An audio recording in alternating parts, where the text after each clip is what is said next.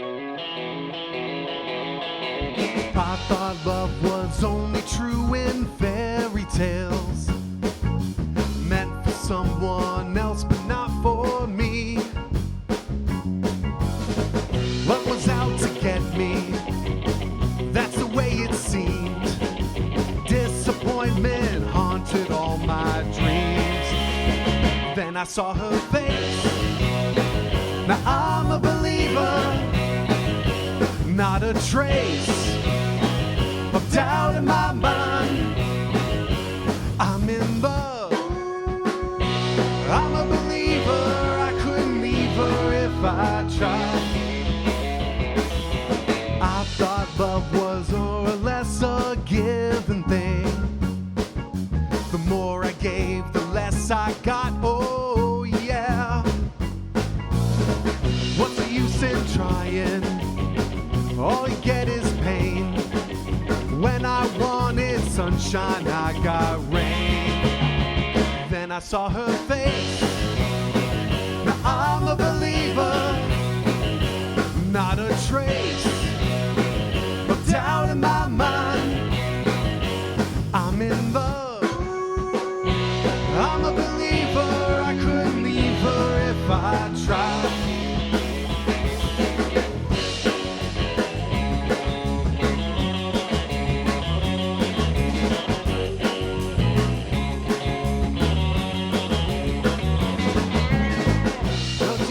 Trying, all you get is pain. When I wanted sunshine, I got rain. Then I saw her face. Now I'm a believer, not a trace of doubt in my mind. I'm in love, I'm a believer. I couldn't leave her if I tried.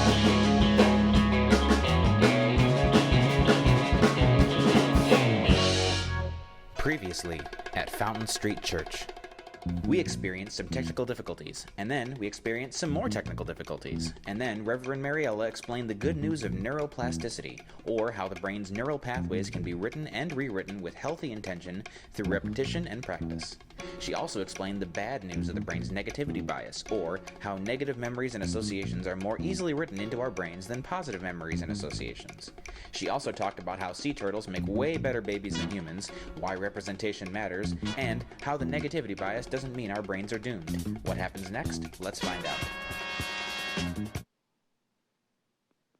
Good morning. Buenos dias. Are you a believer yet? You will be by the end of this service. Good morning, whoever you are, wherever you are from, whatever your theology, whoever you love, you are welcomed here. Whether you were born a Fountain Streeter or whether this is your first time with us, you are welcome here. I am the Reverend Mariela Pérez-Simons. I use she, her pronouns, and I have the tremendous honor and pleasure and joy to serve this beloved congregation as its senior minister. And I want to personally welcome you to Fountain Street Church. Welcome home, where your whole being is accepted. Welcome home, where your curiosity is nourished. Welcome home, where your flourishing is supported. Today, September 27th, and we are exploring the concept of neuroplasticity as a tool on our journey towards flourishing. Again, welcome to Fountain Street Church. Bienvenidos a la Iglesia Fountain Street Church. Well, good morning, Fountain Street community. I am the Reverend Christopher Rowe, and I have the pleasure of serving as the executive minister here. We have a new tradition every week where we light the family candles, and to do so, to bring that light of joy and energy into our lives, we have a different family come and bring that light of joy. And so this week, I would like to welcome the Clark DePolo family to help us in lighting the family candles. We light each of these candles as a sign and as a symbol of the light which brings us together. And so we light this first candle, the candle of healing peace, and we pray that our hearts will be nurtured and that all hearts in this community and beyond these walls will be nurtured in healing peace. And then we light the second candle, the candle of love and compassion, and we pray that love and that compassion will be nourished in the hearts of everyone in this community and everyone beyond these walls. And then we light the candle of justice, and we pray that justice and peace will be known in the hearts and experienced by everyone in this beloved community and beyond these sacred walls. And finally, beloved, we light this candle of community, praying that even though we are spread out from one another, this light of joy and excitement and energy burns within each of us, and it connects us to one another and this sacred community. Blessed be.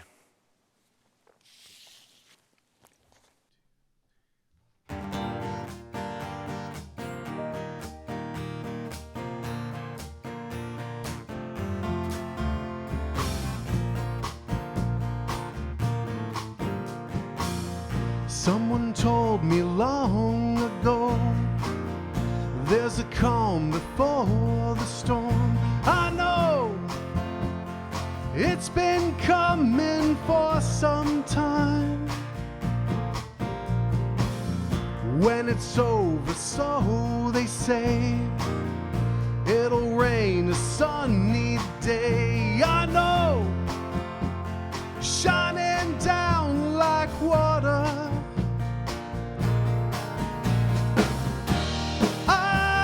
Know, have you ever seen the rain? I want to know, have you ever seen the rain coming down on a sunny day? Yesterday and days before, sun is cold and rain is hard. I know, been that way for all my time. Till forever on it goes, through the circle fast and slow. I know, it can't stop, I wonder.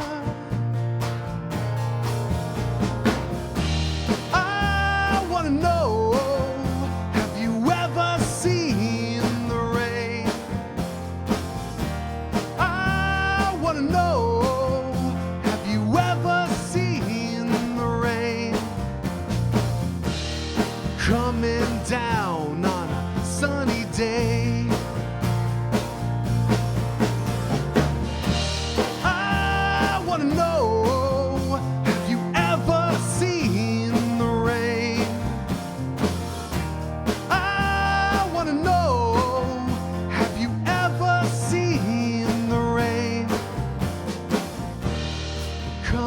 Down on a sunny day.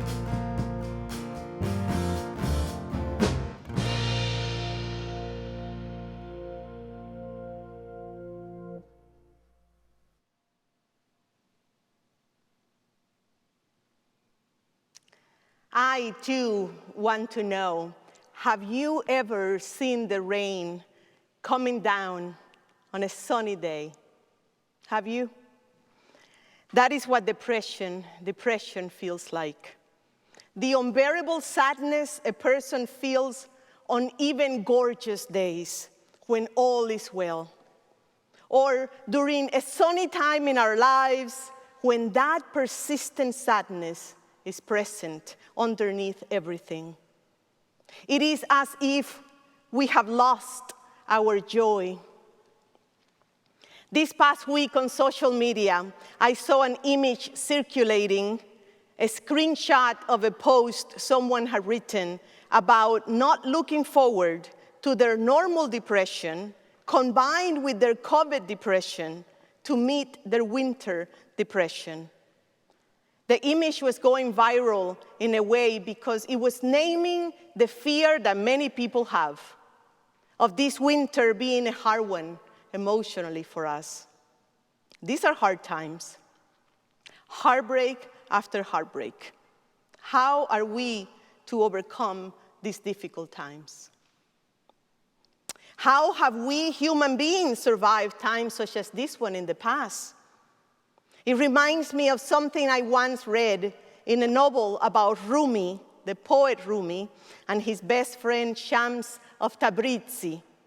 And I want to read a part of that novel when Shams is traveling hundreds of miles, as many did in those times, to meet Rumi and hear him preach. Shams catches a ride on the back of a wagon of a peasant who is also going to listen to Rumi preach. Shams asks him, "Tell me, what is so special about Rumi's sermons?" The peasant felt quiet and squinted into the horizon. Then he said, "I come from a village that has had its share of hardships.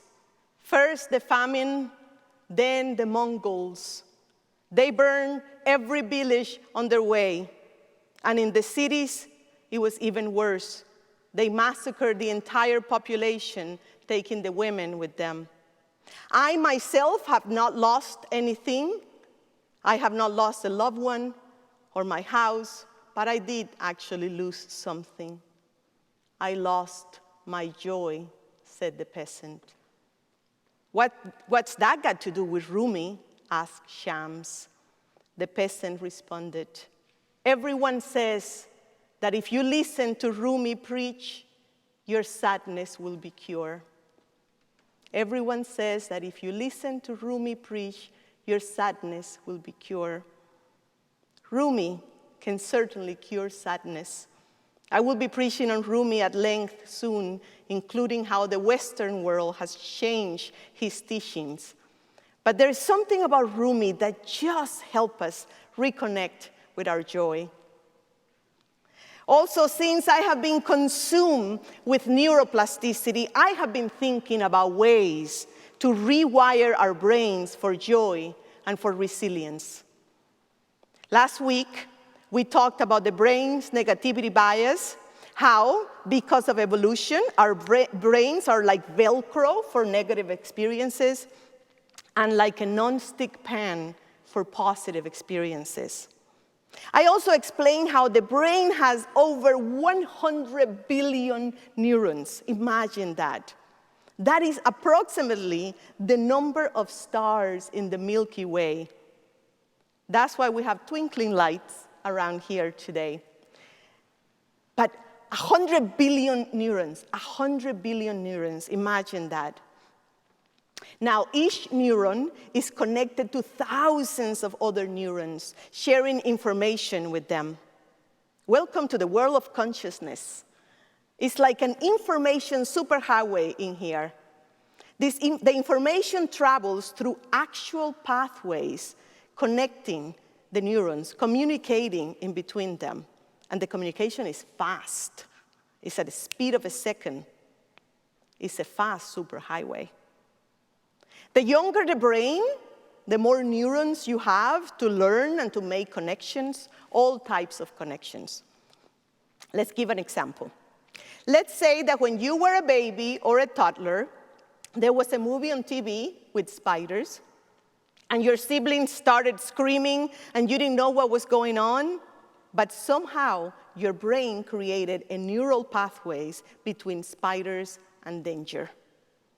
Fast forward a bit, then around 6 or 7, when you were around the ages of 6 or 7, you went to a haunted house, and someone scared you with a creepy, crawly toy spider that looked so real, and you panicked. And your brain then reinforced that pathway, that neural pathways between spiders and danger and fear, because repetition enforces neural pathways, especially negative ones, right? Like Velcro. Okay, so fast forward to today. Now you are a full-grown human being, and you can't even see spiders on TV. Your heart starts racing. Your stomach tightens. Your pupils dilate. The palms of your hands start sweating. Your brain has made this strong connection, these strong neural pathways, And now images of spiders activate this totally out of proportion response. Sometimes even the thought of a spider, not a real one, the pure thought of a spider in your bed, for example, activates this out of proportion response. That's how the brain works. It's all in the connections we have built between things. Every image, every symbol, or song, or scent you have ever experienced is connected to something else through actual neural pathways. Some connections are deeper than others, but each person has their own personal connections. For example, some people see a symbol such as this one, a cross, and they experience feelings of comfort and peace.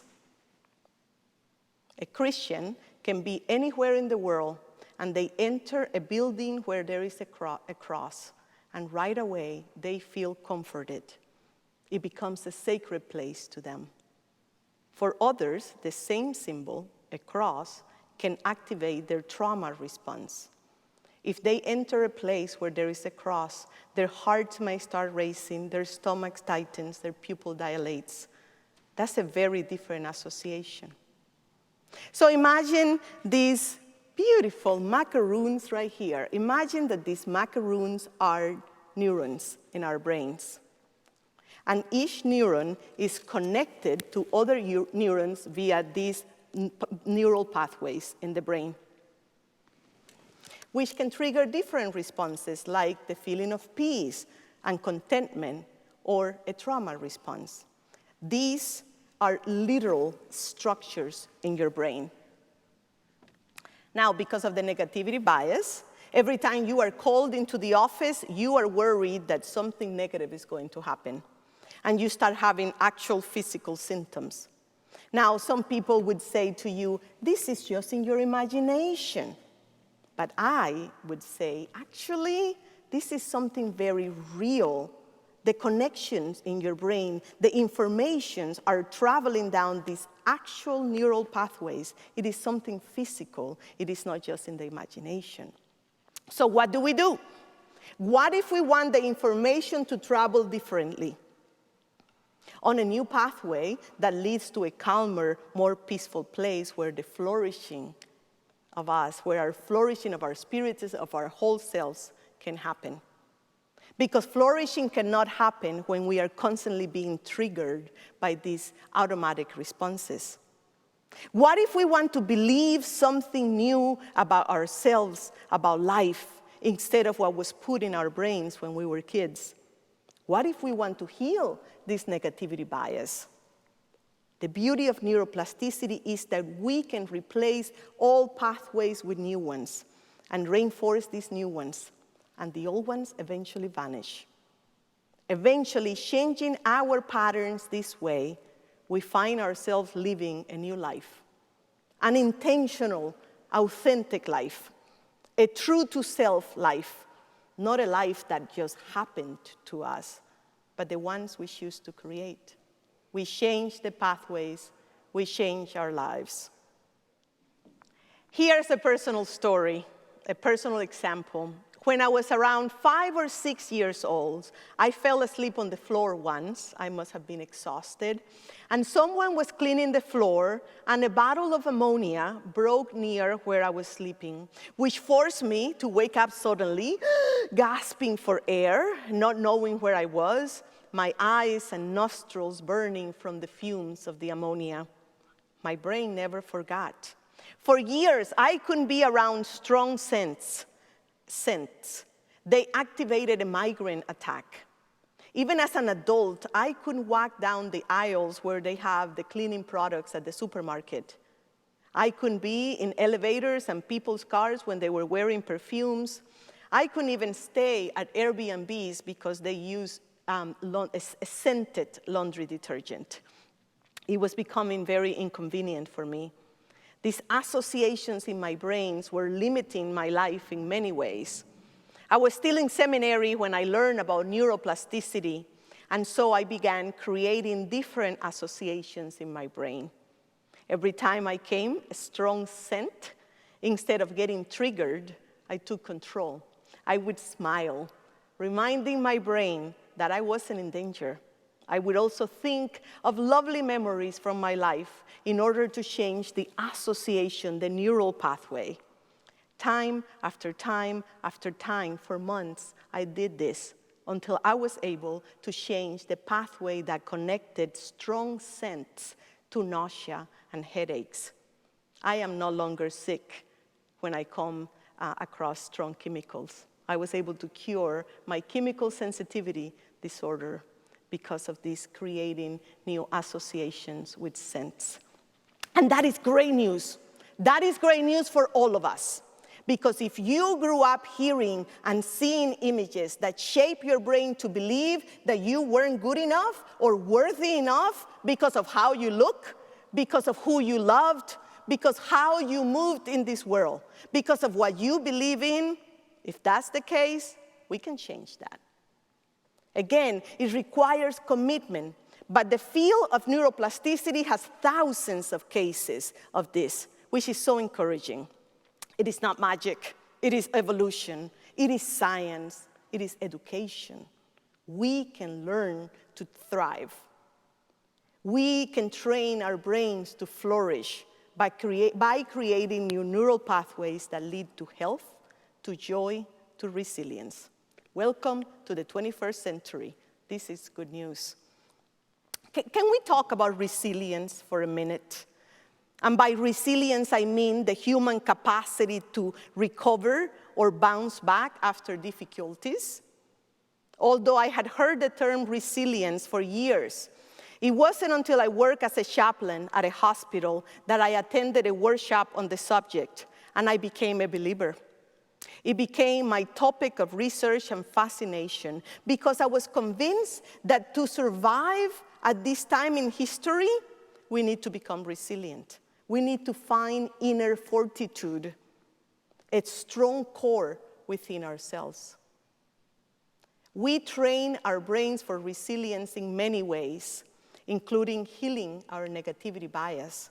Because again, like I said last week, it is estimated,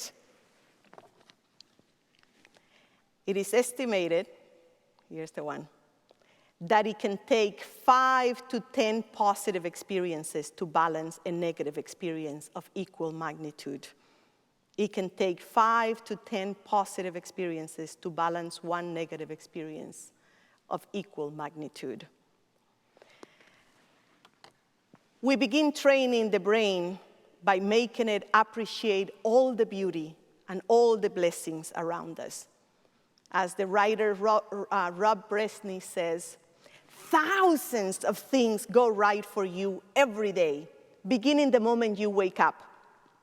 Through some magic you don't fully understand, you are still breathing and your heart is beating, and even though you have been unconscious for many hours.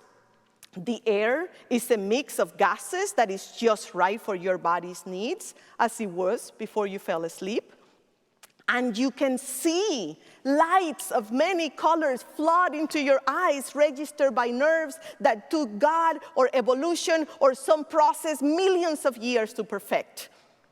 The interesting gift of this vivid hues is made possible by an unimaginable, immense globe of fire, the sun, which continually detonates nuclear reactions in order to convert its own body into light and heat and energy for your personal use.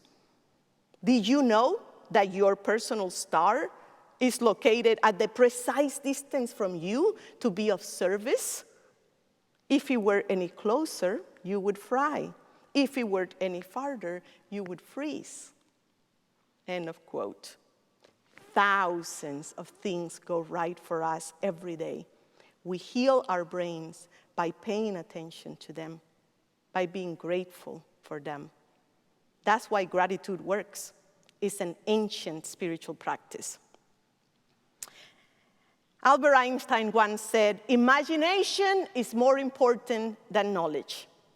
And the field of neuroplasticity would agree, because we can use our imaginations to heal our brains, to learn more, to cure our sadness, to reconnect with our joy. The brain doesn't really know the difference between what is real and what is imagined. That is why just the thought of a spider or a snake in your bed makes you break into hives. Similarly, imagining something pleasant helps us feel pleasant feelings. This is where Harry Styles comes in. I am talking about Harry Styles, the British singer who has inserted himself in the mainstream psyche with his joyful tunes. The eternal sunshine of Harry Styles, as the Rolling Stone magazine puts it. The eternal sunshine of Harry Styles have been giving life to millions of people during this pandemic. So many of my friends around the country and outside the country have been commenting on how they have been listening to Harry Styles on repeat, because perhaps, like a Rumi of these times, his music helps us reconnect with our own joy, which is hard to find these days. Here is Harry in his gender-neutral clothing, soaking up the sun, enjoying that summer feeling, which is so wonderful and warm. Just looking at that picture brings us back to a time in our lives when we felt that good. A perfectly peaceful, sunny afternoon. Our brains make that connection. Just looking at that picture makes us smile, and that smile releases happiness hormones. And it also reinforces those pathways we already have. The pathways we already have connecting us to our joy. It works. Keep reinforcing those pathways. Play on repeat. Bask on the warm sun of Harry Styles' music, or whatever music brings you joy. When rewiring the brain, affirmations are also very helpful because they reinforce belief systems. Why do you think that creeds are so powerful? The repetition of, I believe in this, and I believe in this, and I believe in this, over and over and over. That repetition creates neural pathways, actual structures in your brain that imprint what you believe in. That is why I suggest creating our own personal creeds, affirming what we now know to be true, what we never want to forget about life, about ourselves. This is how we participate in the programming of our own lives intentionally. Rituals and practices such as meditation or prayer also helps in the creation of healthy neural pathways. So every time I hold these huge prayer beads, every time I hold them, it helps me to feel calm because my brain already has pathways connecting these huge beads to feelings of peace. I learned so much of this by working as a chaplain at a hospital. I learned how rituals are almost life-saving during the difficult times in our lives. For instance, some parents, when they lose a baby at the hospital, the only thing that brings them comfort in those moments of unimaginable pain is a ritual such as baptism. Rituals bring comfort to parts of the brain that words cannot reach. One of the failures of some liberal traditions, in my opinion, is not equipping our children with the rituals, with the practices they need in life to soothe their nervous system and help them to remember who they are, what they believe in, and what matters in life. Instead, we send them into the world with knowledge in their heads, but not actual practices, which is what the brain needs to make those new connections. Neuroscience has become a new frontier in the field of science, but it also holds many promises for philosophy and theology as well, as we make sense of our human experiences in the 21st century. Although it's also true that in some ways, the findings of neuroscience are not really that new to humanity. Various traditions have been saying this for millennia, that there is a relationship between consciousness and matter, a relationship between our minds and our health, a relationship between everything, actually.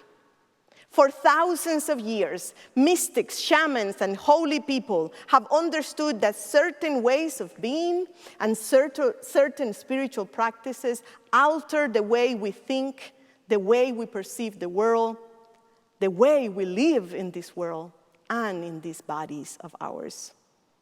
Our brain functions are not as automatic or as mysterious or outside of our control as we once thought. When we understand how our practices shape our brains and therefore our capacity to enjoy life, our capacity to connect with one another, our capacity to learn, our capacity to have a deeper spiritual life, when we understand this, we begin making choices and creating habits that change those patterns in the brains, and consequently, it changed the patterns in our societies, which were created by human brains. Neuroplasticity brings great news. Do you want to heal religious trauma? Do you want to write a book? Empower yourself, get in shape, learn a new language. Do you want more spirituality? Do you want to start a revolution? No problem. Create a new pathway, reinforce it, make it a habit. 66 days is the average time it takes for a new behavior to become automatic. 66 days. Now, it helps to have new neurons, to make new connections, to create new habits and learn new things. I wish I had time to tell you the process of the life and death of neurons, but just know that we are born with many of them. But aging and abuse of the brain leads to the death of neurons, which makes our brains foggy and makes it difficult for us to learn new things and make new connections. You go to a party, you get introduced to someone, they turn around and you go like, what is their name again? Or you walk to the kitchen and you go like, why did I come here for again? We need neurons to have a sharp mind. And this is where neurogenesis comes in. Neurogenesis, the generation, the creation of new neurons. What activates neurogenesis? Well, things like green juices and green tea, sleep, meditation, exercise, etc. All of these things generate new neurons, making our minds sharp and ready to learn new things at any age. And of course, stress, lack of sleep, junk food, alcohol, sugar kills off a bunch of neurons. Before I eat something, I ask myself, is this brain food or will this give me brain fog? Killing off neurons I need to be happy, to enjoy life, to feel more connected, to continue learning, to do the work of making this world a better place. Now, because we are whole human beings, our spirituality are not separate from everything else. What we eat, how we rest, what we practice, who we surround ourselves with, around, all contributes to the flourishing of our brains and the flourishing of our lives. May we remember, may it be so.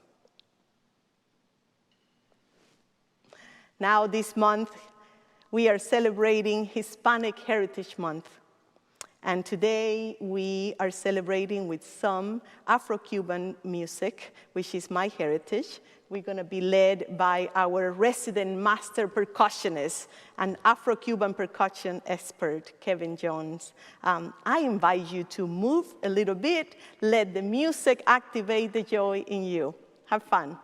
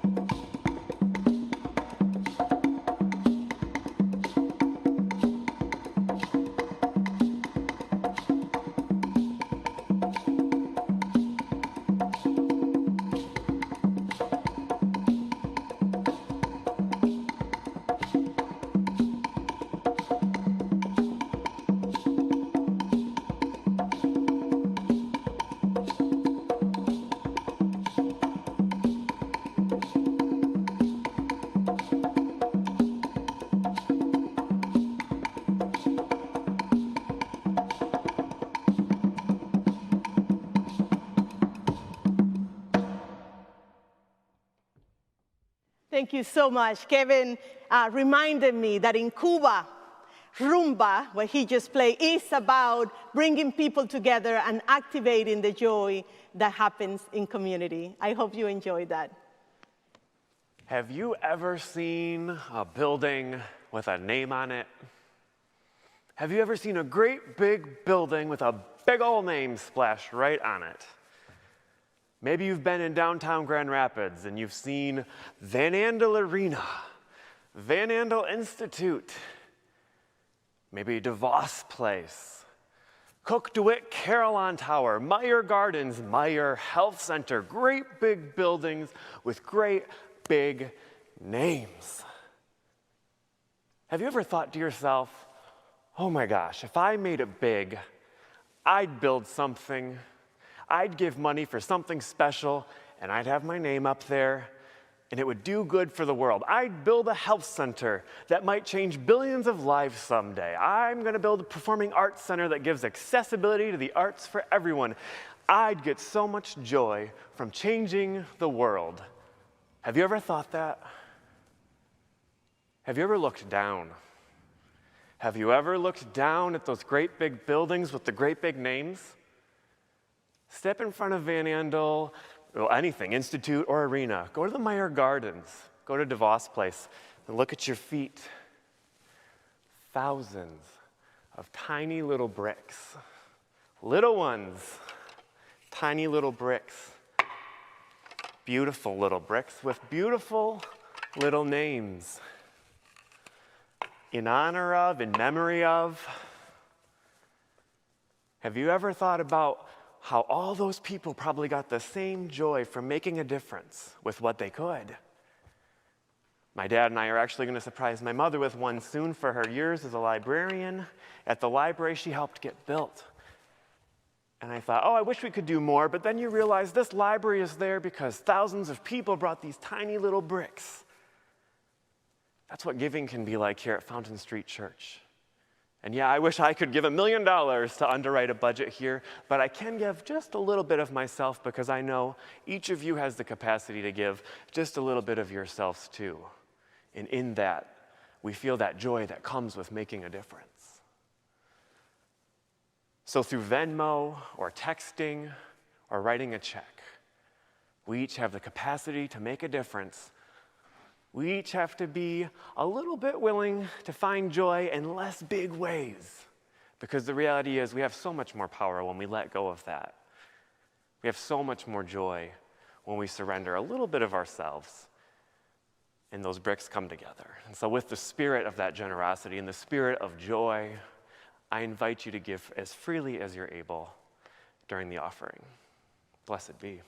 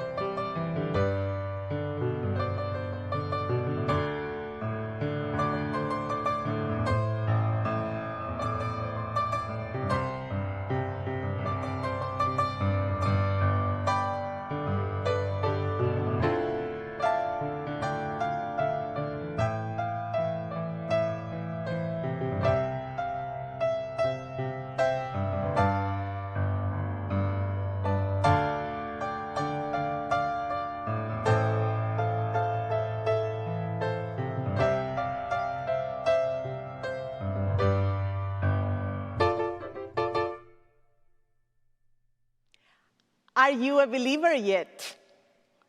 I have a couple of announcements, beloved, before the benediction today. Following this service at 11:20, please join me in my personal Zoom room for a discussion on neuroplasticity. This is a small group discussion led by the connection leaders. I will facilitate it. You should have received a Zoom link in your inbox this morning. Also, next Sunday, the Reverend Christopher Rowe will be leading our service, and Jeannie Mikita will be speaking. We will be celebrating the Feast of St. Francis, and please send Christopher Rowe pictures of your current pets, your pets that you have lost, or you could also send pictures that you have taken in nature.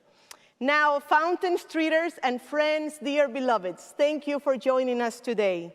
May you know beauty. May you experience joy. May you find fortitude. May it be so. Blessings. We love you.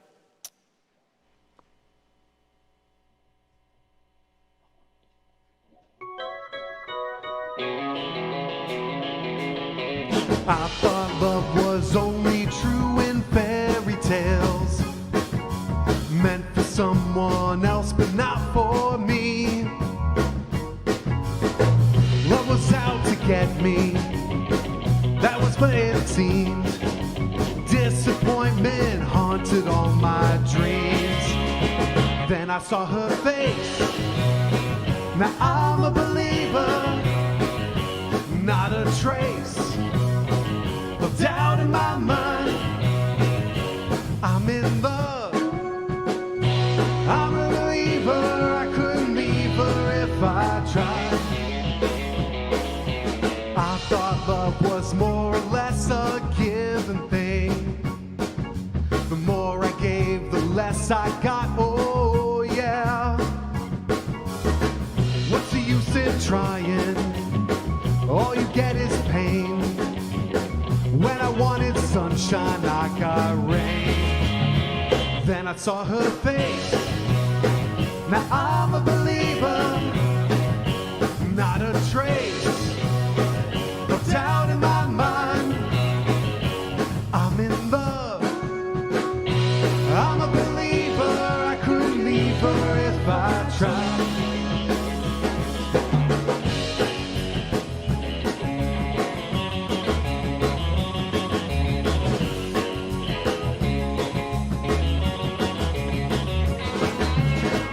What's the use in trying? All you get is pain. When I wanted sunshine, I got rain. Then I saw her face, now I'm a believer. Not a trace of doubt in my mind. I'm in love, I'm a believer. I couldn't leave her if I tried.